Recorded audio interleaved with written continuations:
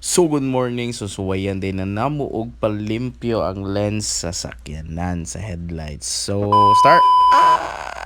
So karon we'll start butangan na nato siya og kanang something product nga mo gigamit para malimpyo ang headlights. So imo na siya tuk tuk tuk tuk tuk tuk tuk tuk dira kay para imo na siyang trapuhan. So trapuhan na karon, hinihini na siya grab anam mo na siya iduot light kay wala man gud may buffer machine. So pang low budget ra man mong kaya ray baw ka lisod kay panahon ron, grabe inflation man.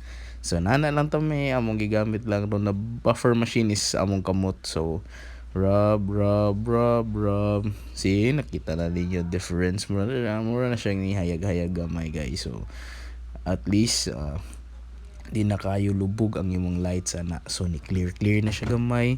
So sige lang gihapon na nimo siya i-rub nya human paspasay fast forward na to kay kapoy na kayo si rub kay tawd ni siya na human. So so butang na sa gadab dab gamay nya human imo na sa di siya i-rub balik ko rub maura dyan na siya ang process pang low budget na headlight restoration guys. So mo na siya.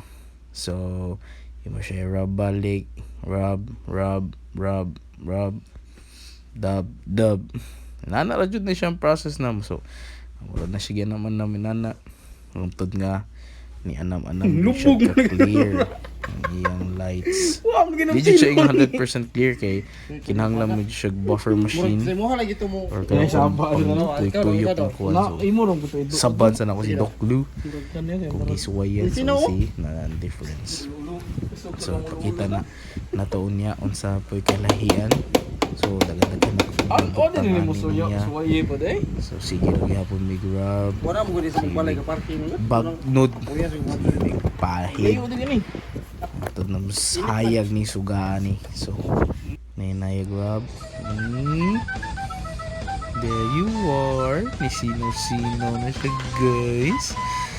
So nano lang anam na rub. So see, that's the difference. Nihayag-hayag na siya. So wadyo day ko mahuman gibutangan pa di gihapon nako. Pero mura na siya ni kaning serum rug protectant pampasino last. There you are. So mo na siya, nakita na ninyo no. So that's see nakita niyo difference gamay no.